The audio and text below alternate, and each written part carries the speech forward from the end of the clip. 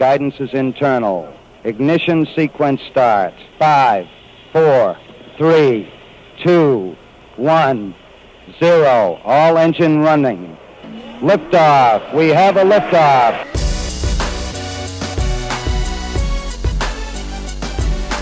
Permission to board. Permission to come aboard. Permission to board. Permission to bring me aboard. Permission to come aboard. Welcome to the Permission Granted podcast. Here's DA. Welcome inside the Permission Granted podcast, everybody. It's the show behind the show. It's pulling back the curtain on the mothership, and we do it each and every week here on the Permission Granted podcast. We are available by going to iTunes, the same iTunes feed that we have for the DA show. Also, Facebook, facebook.com/The DA Show. Also, it's available on our YouTube page, youtube.com/The DA Show. And I would also say that the same places all of our audio is available. You can listen to the show online by going to DA on CBS.com. Just click the audio tab there. You'll see the same exact thing. So I would highly encourage you to do that now if you want to check this out, or maybe some past episodes of the Permission Granted podcast. Coming up here, Mraz and Joltin' Joe on Joltin' Joe freezing in the batter's box this week. But first, our guest, a 4-year NFL offensive lineman who wanted to write a book about all the things he hates about the league but didn't want to compromise his career and maybe get blackballed out of the NFL. He wrote a book under the pseudonym Johnny Anonymous, and the book is called NFL Confidential: True Confessions from the Gutter of Football. And he joins us via voice modulator here on the show. Johnny, how are you? Hey, DA, thanks for having me. Anytime, man. Thanks so much for joining us. I found it interesting to kind of thumb through this book and look at some of the anecdotes and the quotes, and specifically kind of hone in on the Spygate scandal, because Spygate consumed the whole country for so many months of the offseason. And the way you put it is, this is nothing. This scandal is not, it's not even a scandal at all. When you saw the hubbub around Spygate, did it make you laugh? Oh, you have to. You have to laugh when I heard that thing come out. And because from the inside looking out, I mean, I see coaches that they'll do anything. Players will do anything to get the edge. And the thought that people thought it was so against the grain and so outlandish that a coach wouldn't go to that length to win a game. I mean, these guys will do anything. So the players that have spoken out about the Patriots, or at least did months ago, because at least now with actual football games, it's kind of died a quick death. But the players that have spoken out about the Patriots and the coaches as well, did you roll your eyes and think that they were hypocrites because they would be part of the same thing if they had that advantage? It's hard to say. I mean, a lot of these guys, it's actually impressive for a guy to come out and speak up against when there's so much pressure against us. We're trained and toned to say exactly what the NFL wants us to say. So, I mean, it's just amazing. I mean, it's the world that we live in, the cutthroat life of being an NFL football player and coach. How serious is the concerns behind the scenes of players and head trauma and concussions, especially now that we have the movie Concussion out and getting a lot of national run? I think a pretty serious deal within the locker room, and I think a lot of guys are not only worried about it, but they're really starting to alter their game. You're going to see a lot of guys get more athletic, and rather than the old school NFL, just hammer your face at someone and try and make a play off. You're going to see guys try to play around, and guys truly understand that there's an issue, and they're going to adjust their game. So at least in the press packet, it suggests that you've actually hated this game because of what it's done to your body, what it's done to your life. What are your emotions about having played in the NFL, playing in the NFL? You know, it's interesting because this game is such a big part of me. It's part of who I am, and it's something that it's a struggle for me to leave. Even though I know what this game does to me, and I know how it's affecting my body and my mind, and I've seen older players and what they look like, and I mean, that's just scary in itself. But at the same time, it's such a conflict within myself to think, okay, it's time to step away. But at the same time, there's just such a pull because this is all I know. really just feel stuck. This game just sucks you in and holds you and doesn't let you go. So as a 4-year offensive lineman in the NFL, did you think about ever doing this book and doing these interviews without being anonymous? I don't know. I mean, there's always something that you want to say, and there's a lot that we're not allowed to say. And I remember there was a day that it's kind of one of those days you wake up in the morning and you catch yourself in the mirror, and you can't help but think to yourself, what am I doing? No, it's just this overwhelming thought, and once it hits you, it doesn't leave you. And I can't come to terms with leaving the game, and I wanted to say something, and this is the best way. I think this is the way that I can get something out without it truly, I guess, affecting my career. How much longer do you hope to play in the NFL? Good question. As long as this thing sucks me in and holds me. Yeah. I don't know. I'd like to say I want to step away, and I'd like to say at the end of every season, I mean, almost every player looks at the guy and goes, "Oh, thank God that was over." Finally we can rest. And you always want to quit, and you always want to be done. And then April comes around, and a team calls you, and you're sucked in. You want to go again. So what is the thing that sucks you in the most to have to play a game that you're torn about? Is it the money that you want to make? Is it the camaraderie of the locker room? Is it just because, as you said, you wouldn't know what to do with your life outside of football because this has been your life? Sure, I think it's a combination of all three. The game itself, the passion for competition that holds me in, I mean, that's a massive part. And not to mention that this is my income. And this is what I've been trained to do. It's like it'd be like a doctor going to med school and doing everything, and then someone telling them they can't be a doctor. It's hard because this is what I do and what I have done.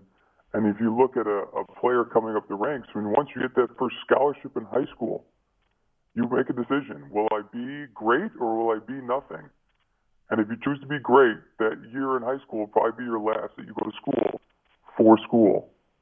Everything else from then on is to be a great player or to make it to the NFL, and that's the path that the guys in the NFL have chosen, as well as myself. I don't know if you have a girlfriend or are married or have a boyfriend or whatever. I wonder about your family, people that are close to you, a loved one. What do they think about, have you expressed how torn you are about your career to them, and what have they said in response to that? I mean, my dad's been telling me to quit since I was a freshman in college. Every time I'd call him after a game or I'd see him after a practice and tell him what's going on, and he'd look at me and goes, why are you still doing this? Get out. You're killing yourself. And, I mean, everyone's torn. Everyone that I would say I could positively say that most players, wives, families, anyone that loves them understands what this game is doing to us. And I think they're all fearful. Does your dad know you wrote this book? He does. He's got kind of a big mouth, so I didn't tell him until it actually published.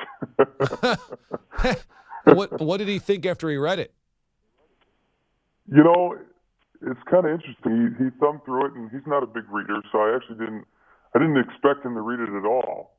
I just figured he'd take it and put it on the mantle and go, "Oh, look what my son did."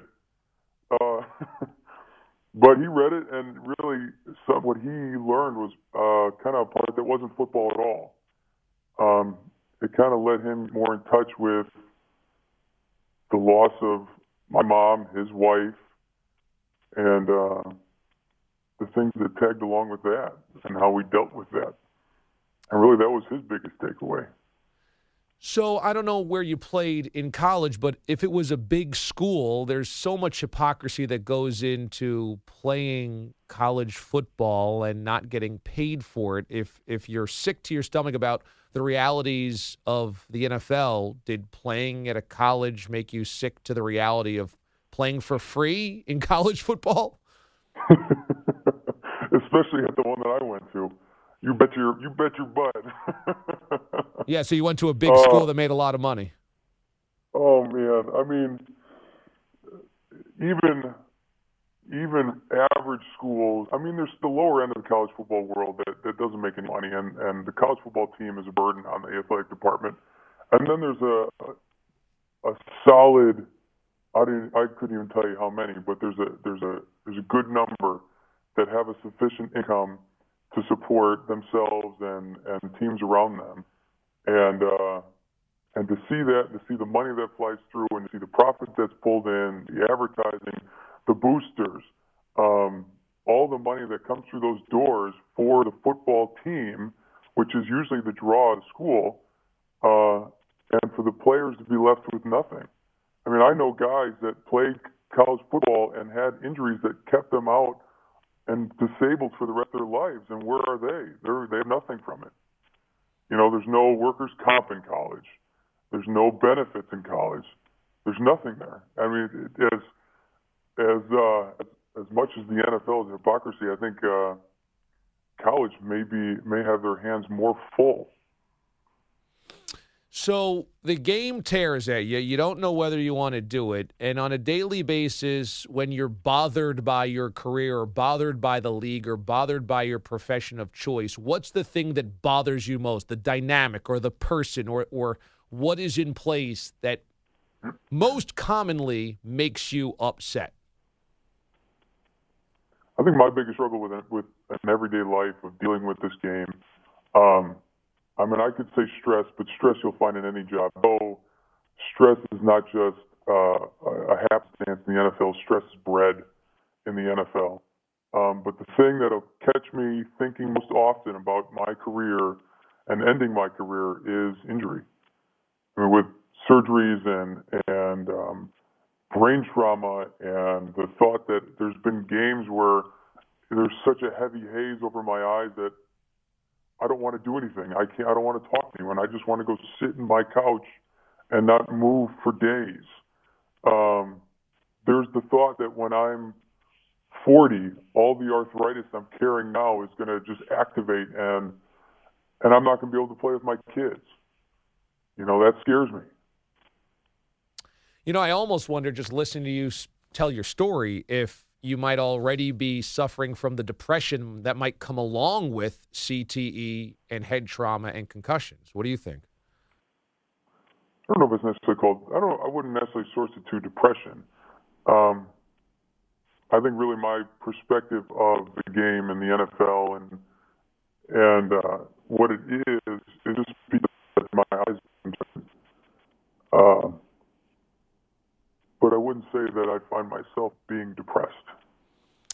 So since we're peeling back the curtain on this and you can give me kind of an unvarnished look at some things, let's hit a couple of topics. Number one, Michael Sam and homosexuality in the NFL. Behind closed doors, would it be accepted if a player was out? Openly gay within an NFL locker room? Yeah. I don't think it could exist. I mean, I remember when the whole Michael Sam thing was going through, and you had guys running around the locker room going, I don't want that guy here. I don't want him here. I don't know where they'd put him. Where do they put his locker? They can't have it in here. Where do they put his shower? They can't shower. And I was actually had a conversation with Ricky Williams, and he shared the same thought of it's just, it doesn't fit. It doesn't have a place. And as much as we want to be accepting, and though you can be accepting outside of the locker room, the thought that you're in the locker room and you have someone that could possibly be looking you up and down. I mean, there was another disc jockey I talked to who thought that there was a guy doing that to him in his local gym locker room. And he was so distraught and disgusted that he didn't know what to say. He basically just ran out of there with his tail between his legs, and he was scared. Yeah, see, this is interesting because I've spoken to players regularly on my show that say that every locker room has gay guys in it that everybody knows about, and it's just accepted that that's their lifestyle, and other people's have different lifestyle, but that this idea that there aren't gay guys in the NFL is kind of laughable because most players say, hell, there's ones in every locker room. I think there's someone there, and there's always the guy that you think is there, but it's never confirmed. It's never open. It's not, oh, hey, there's what's-his-face, and he's dating his boyfriend. You know, that doesn't exist. There's always the guy that you think could be and could come out at some point in his life. But until that happens, it's a totally different perspective. All right, number 2, Ray Rice, Greg Hardy, domestic violence. The outside world shuns these guys. Inside the locker room, how are domestic violence abusers looked at? About the same. There's one thing that disgusts us as well as it disgusts everyone else in this world, and it is that. Those guys would carry no respect from any man on the team. And the sad thing is that the NFL, when the whole thing came out, they had their attempt, and now they have a sensitivity course about domestic violence, and it's laughable. Because it just kind of comes off as phony and hollow? Sure. And also, as we look at kind of the dynamics of the NFL locker room, PEDs, HGH, stuff like that, Peyton Manning connected to that report via Al Jazeera. How are PEDs looked inside the locker room? And we all understand that if there even is a guy, and every once in a while you find a guy that you just know, and you don't respect him. You don't respect his game anymore.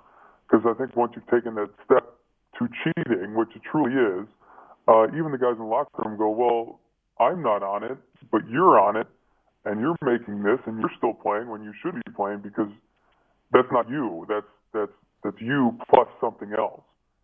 And it's not necessarily as open as you'd think from player to player within a locker room. I mean, there's no vat of needles in the corner just waiting to be used. It's very hush-hush. But every once in a while you'll cross a guy that you can just tell. And I don't know how they stay out, and I don't know how they stay out of testing, but they do something. Finally, after you retire, whenever that is, after your career, will you openly admit that you were Johnny Anonymous and wrote this book? I don't think so. I don't want the fame. I don't want the recognition. I just wanted the word. Everything else can stand on the wayside and be as it may. The book is called NFL Confidential, True Confessions from the Gutter of Football, written by a 4-year offensive lineman for the NFL who is going under the pseudonym Johnny Anonymous, who's joining us here on CBS Sports Radio. Well, Johnny, I appreciate the time, my man. Thank you so much for shedding some light on your thoughts and the league and everything else, man. Good luck with the book. Hey, thanks for having me. All right, thanks to Johnny Anonymous, the pseudonym of the NFL player who has written this book, NFL Confidential. Mraz joins me now. Mraz, I got to give you credit here. You booked the first ever voice-modulated guest for the DA show or the Permission Granted podcast. It's an honor to do that. And right away when I got the email and I read through, because that's usually the problem when I get guest emails, I don't read all the way through. Sure. At the bottom, they mentioned voice modulator, and that's really where my ears perked up, and I thought it would be very interesting to have. Okay. Like mysterious, like a movie. And so you've now gone back through the the previous NFL draft to try to figure out what 4-year offensive lineman that may have been. Exactly. And let me tell you something, it's tough, but he left some breadcrumbs. So if I go to I'm circling around a couple names. What's the breadcrumbs that you're specifically looking at? Well, number one, he's a 4-year offensive lineman. Right, so this would be his 4th season. So 2015, the season that just ended, would be his 4th season, I presume, right? Because he's only doing the book tour now. So that would be the 2011 NFL draft. Would it, or would it be the 2012 draft? Well, 12, 13, 14, 15. Oh, man. So now you gotta go back over the 2012. Well, that blows all the research I just did out. Why'd you have to do that? Because I would assume this year was his 4th year, unless he wrote this book last year. You're right. I did the old 2015. Oh, okay, 4 years ago was 2011, but no. I'm not counting 2015 in that spot. Right, so, well, math has never been your strong suit. We'll at least have a pet project now to work on. Okay, what's the other breadcrumbs, though? Because we can have our listeners do some research. Okay, he mentioned that his mother is no longer with us. Right. And that was very, it's not important. Obviously, it's sad, but a lot of these guys, if you do a quick Google search, if their mothers are living, you'll often find pictures or anything about their mothers. So we know the mother is no longer with us. Yeah. 4-year offensive lineman and went to a big school. Went to a big college. Yes, big college. Right. Unless he's trying to throw us off. And are we going to guess that he's a white guy? Because on the cover of this book, they have this picture of an NFL player whose mouth is taped up, and obviously this is not him, but it is a white guy on here. Yeah, I would assume, not to get any offensive either, but a through voice modulator gave that perception as well. You sound like a white dude. You're right. Sounded like an average, Joe white guy. Right. Average Joe white guy. Exactly. Okay, so this is what we've got to work with here. Yeah, so if you're a listener out there, let's get to work. Let's get some ideas, because now that's part of the great mystery, right? You don't just have him on and say, well, that was a great spot. You have him on and go, well, who is this guy? Well, I would also assume, when was he available for interviews? Because right now we're in the middle of the playoffs, and I don't know if... It wasn't until after the regular season ended. So was it a guy on a really bad team that knew he wasn't going to be playing in the playoffs? Like, my guess is he's not in the playoffs the way that he was talking. Yeah, but then again, if nobody on his team knows or anything like that, you know what I mean? Like, there's nobody telling him he can't do spots, nor would anybody know that he is doing spots. I'm only saying that because it sounded like he sounded like his season was over. True. He sounded as though he had looked in the mirror at the end of the year and was happy that it was over. Okay, so yeah, there you go. So now we take 8 teams out of the way. I'll go with that theory. But he was, well, I guess... Maybe 12 if we assume that he was in the wild card round. Because he wasn't available. It was starting January 3rd, through like Super Bowl week, they had him available for. Huh. So that would have been after the regular season. So if he's playing in the Super Bowl, that's a weird thing to say he's available through the Super Bowl. My guess is that he didn't make the playoffs. Right, and they figured this would be the time to hit during the playoffs to talk about this. So a lot of stuff, take it all in there, let it marinate it, let it sift, and we want to get some potential answers. Okay. All right. I also did another podcast this week with Al Dukes, who's the producer of the Boomer and Carton show, one of the producers. He does a podcast called Al's Boring Podcast, and of course he's a colleague of ours because he works here at WFAN and CBS, and he asked me to do it, and he's done a lot of broadcasters that work for CBS or elsewhere here in New York about their career journeys, their paths, or whatnot. So he just went live the other day, and I've had a bunch of people text me about it and reach out to me about it that they got to hear it. You got to hear it today. Yes. What were your big takeaways? First of all, you left a little nugget there. Knowing you for now, this will be 4 years I've known you. Mm-hmm. Never knew and never really thought about your middle name. I think because you go by DA, it just, you know what I mean? Like going by initials already makes me forget about a middle name. I didn't know your middle name was Lawrence. Yeah, that's right. That's my dad's name. That's right, Larry Amendo, Lawrence. I didn't put 2 and 2 together. Larry is short for Lawrence. Yep. And I found that interesting because my middle name is Taylor after Lawrence Taylor, and if you put your middle name and my middle name together, we have Lawrence Taylor. The greatest trivia question about you is the fact that your dad tried to get you named after multiple New York Giants players after the 1986 Super Bowl when you were born in 1987, and your mom put the kibosh on multiple ones. On multiple ones, yeah. I mean, my name was supposed to be Phil after Phil Sims. I was going to be Phil Taylor. Amazing. And that was not happening. Phil Taylor Mraz. Yeah, exactly. And then they finally settled on Sean for Sean Landetta, but only if my mother agreed, only if we changed the spelling. Didn't want the S-E-A-N, wanted to go with a more unique S-H-A-U-N. So the first thing was your dad wanted Lawrence after Lawrence Taylor. And that was where my grandma stepped in and said some not so nice words about Lawrence Taylor's drug use. Okay. And refused to have her first grandson named after, I believe the quote, and I'm quoting my grandmother, was crackhead. Okay. Now, I don't know if he was technically a crackhead, but I do think he was using cocaine at the time. Fair. And listen, I don't know either. But again, you're talking about a grandmother is going to paint things with a broad brush there, if you will. Yeah, maybe not know the difference between crack and cocaine. Right, and it was very evident there was going to be some disowning in the family if my name was Lawrence Taylor Morris. Okay. So I could have gone by Larry. Who knows? Yeah. But so that went out the window, and then it was my dad was hard after Phil, and Phil for whatever reason my mom was not having. And I think my dad, almost as a goof, went to the punter. And the punter's name, and my mom actually liked Sean, but they had to change the spelling. So that's how we circled around it. So great. So, yeah, my middle name is Lawrence. Your middle name is Taylor. Amazing. Who knew? Our combination of LT. Strong. That was tremendous. So I thought that was a good point. And to be honest, our rivals over at ESPN, you really went after Mike and Mike a little bit. I think was a little, unnoticed in that podcast. I have very little respect for that show. And I feel a little bad because I painted a broad stroke like your grandma did with crack and cocaine. about the entire network. And I actually like some of the guys over there. I think I've gotten to know Freddie Coleman a little bit, and he does the evening show. Yeah, he tweets at us frequently. He's a nice guy. He's a really super nice guy, and I think he does a really nice show. And I said ESPN Radio sucks, and his show actually doesn't suck. But there are very few shows over there that I think don't suck because they're just basically an arm for the company. They're just kind of a branding and PR arm for the company. I thought Coward's show was actually very good for a very long time, so I got to give him credit there.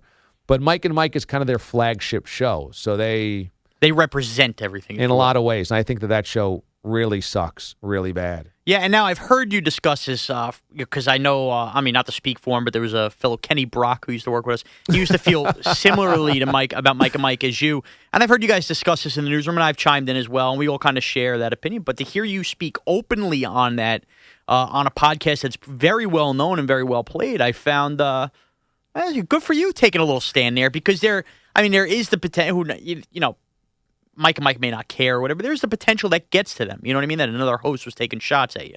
Well, I think that they've heard a lot of criticism before, so I wouldn't imagine they get all bent out of shape because another log is on that fire. But, for those that won't listen to the Al's Boring podcast, it's just that I think that both Mike and Mike are really flawed as hosts, that neither one of them is willing to take a real stand on topics, to have counterintuitive opinions. I don't think they're very creative as hosts.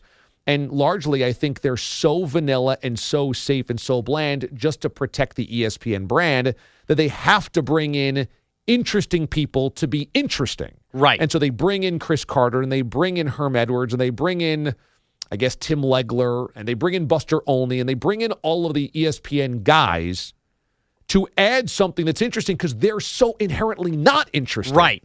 And they are so safe, it's aggravating, and they agree so much that I really don't feel like you're getting anything of note there, and they're so guest-reliant. Sometimes they have to put multiple guests on at the same time, just have those two people that carry the conversation. Right. It's Chris Carter and Herman Edwards, and you don't even hear Mike and Mike talk for half an hour while they're just sitting there. And so I guess I just get aggravated because as a host, it's hard to create an interesting show. It's easier when you have two people, but it should be their job to be interesting and opinionated. Right. And the fact that they are not either one is like, well, you might as well have two scarecrows out there. I mean, what? How? What? And why? You've been there right. for 15 years. Sometimes it just gets all about name and routine and stuff like that. But I honestly have found that interesting that you took a pretty well-known public platform to take shots at them. The other problem is when I'm in that setting, I can't not just say exactly how I feel. That's when my filter's off. Sometimes doing the show, dropped a couple S-bombs in there, by the way. Yeah. I when I'm doing my show, I try to be as unfiltered and honest as possible, but I know that if I slip up, I'm fired or I'm fined or I get the station in trouble or whatever. So you've got to make sure you're on your P's and Q's. When I'm the guest of a Q&A, then all bets are off. You're relaxed. All bets are off. I'm relaxed, and there's no responsibility on me to protect anything. I tweeted this out too after I wanted to give it a full listen before I gave it my endorsement. Sure. Friend or no friend, coworker. If you want to hear DA Unfiltered, I'd check that out. And you can check out either of our Twitter feeds. It's a good job by you.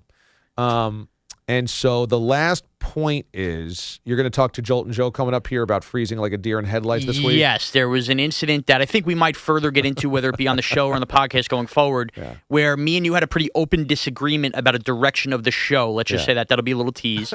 And we both vocalized our disagreement and got pretty loud with each other. Nothing vicious or anything. We don't want anybody panicking. But Joe, instead of sharing his opinion, wanted no part of it and backed off, even though it was very evident he did have an opinion. And that just showed a real sign of weakness for a rising star, or so we thought, a rising star in this business. Yeah, I like, I've got strong opinions about the direction of the show, but I do like getting everybody's opinions on things. I like feedback. I like discussion, and I like, kind of figuring out the best solution. And so I went to you about something that I thought about, and you gave me your thoughts on it. And we do this regularly, but when I went to Joe, he wanted no part of it. No part of it. Now, I wonder if you had gone to Joe before me, maybe. But you know what? It's good to see. But you know what? Like, Joe, I guess, doesn't realize that we don't have to just, bow down to. If we really have a disagreement, disagree, and that's fine. You'll respect our opinion, whether we're right, wrong, or indifferent.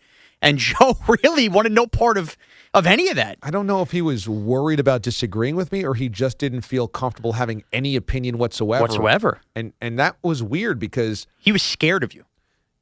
He's an important part of the show. Right. He's a producer, so he's got to have some sense of what works and what doesn't. When I asked him this question, it was like the computer screen went blank. It was like, I don't have an opinion on this. Please don't ask me. And it's like, well, you got to have some opinion on it. I'm going to take him to task here in Side B and really kind of expose him. But this is something that I think is not going to just be settled on this Permission Granted podcast. It's going to go under further examination. It's going to carry over. There's no doubt about that. This is the Permission Granted podcast number 73, and Side B begins now. All right. Welcome into Side B of the Permission Granted podcast. How y'all doing? I'm doing great.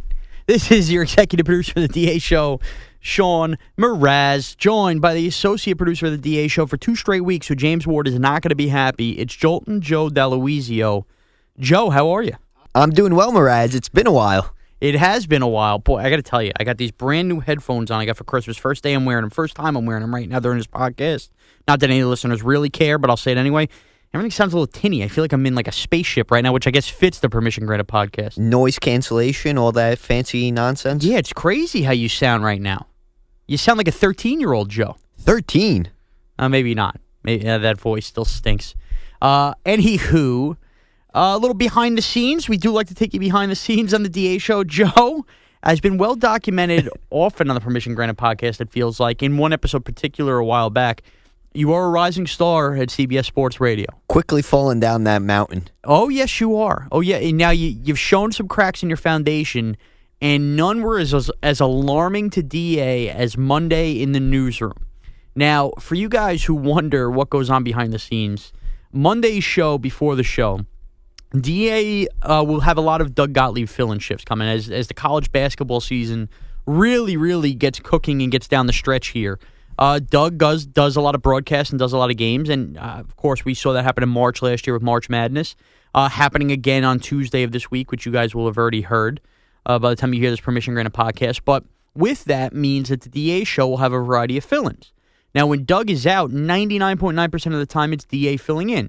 And when DA fills in on the Doug Gottlieb Show, he continues to do Doug's bits, if you will, a little game time and the press and stuff like that. The press. Right.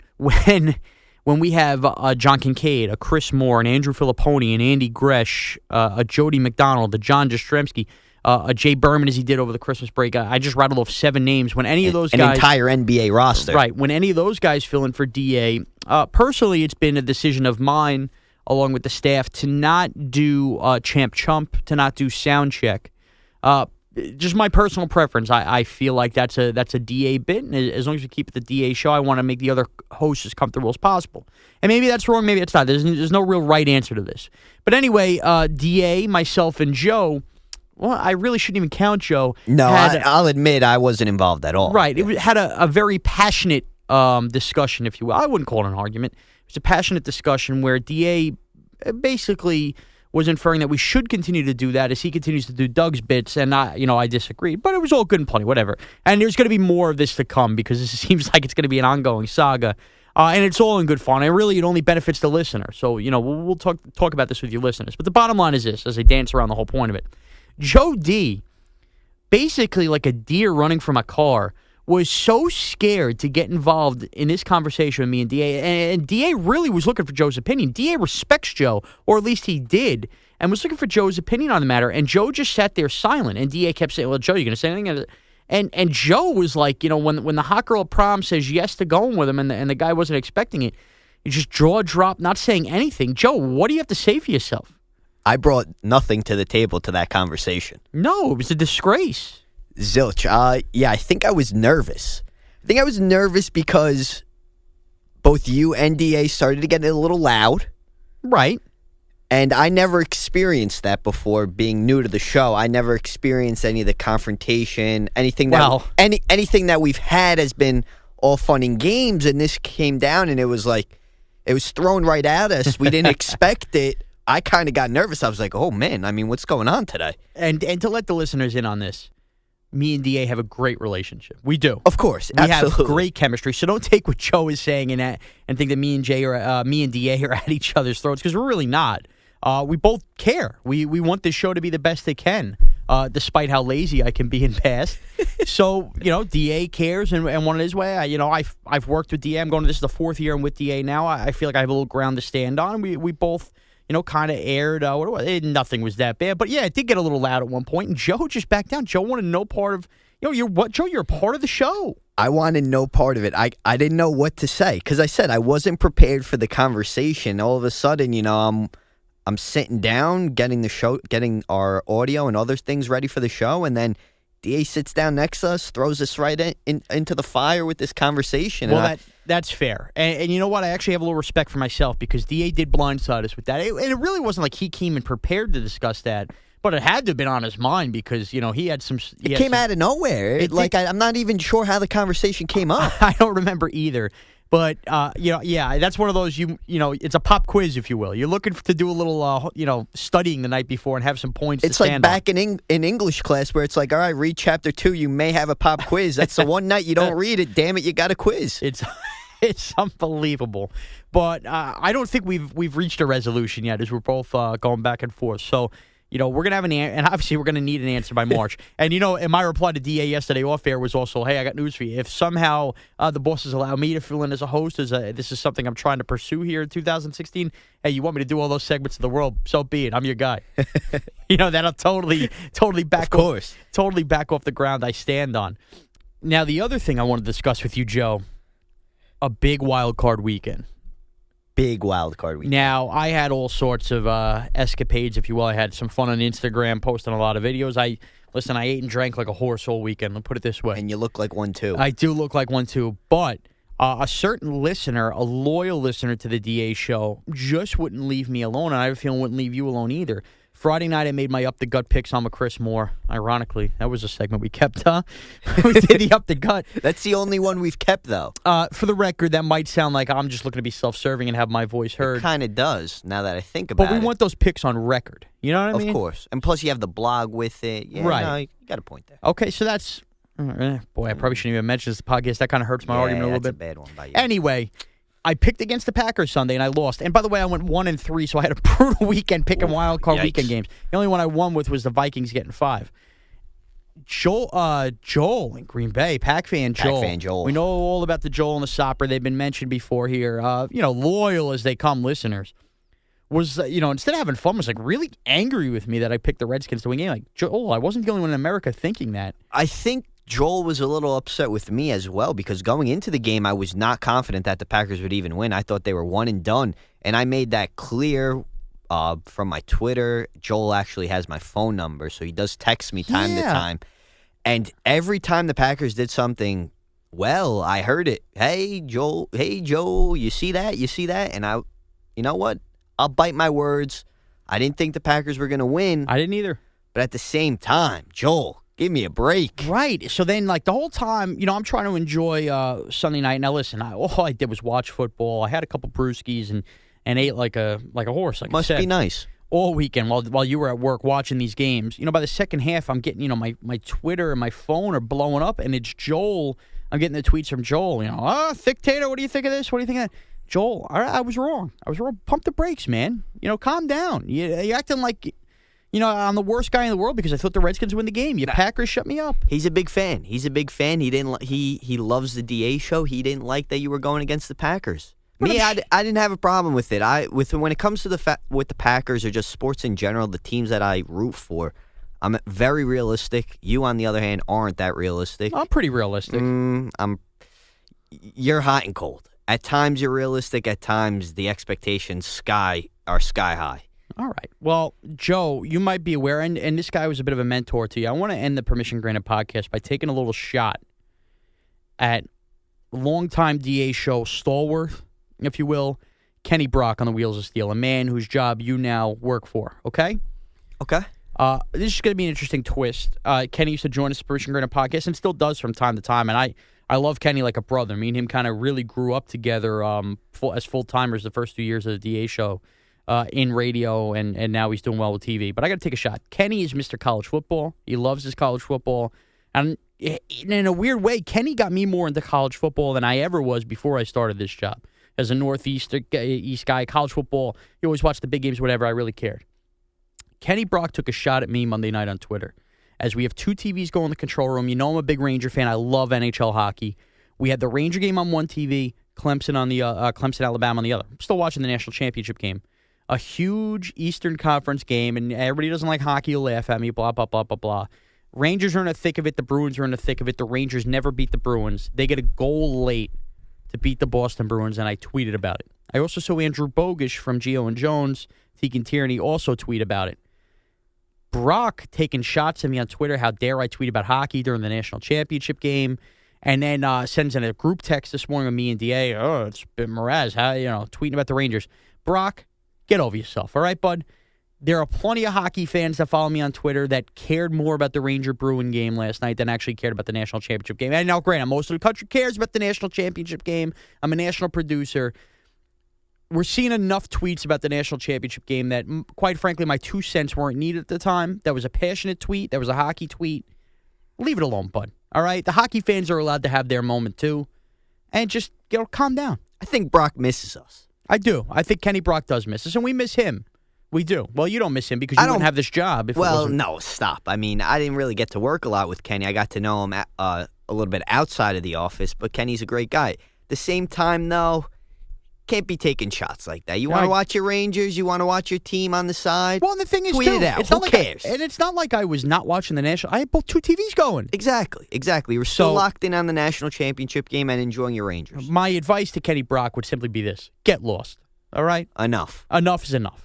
And with that, we're going to wrap it up with the Permission Granted podcast here this week. Joe, thank you very much. You can check out Joe on Twitter and watch him as the Cardinals whack the pack this weekend. Joe, what's your Twitter? At Joe D CBS. And you can follow me at Mraz CBS. Hey, thank you. Be good and be good to one another. The mothership disconnects.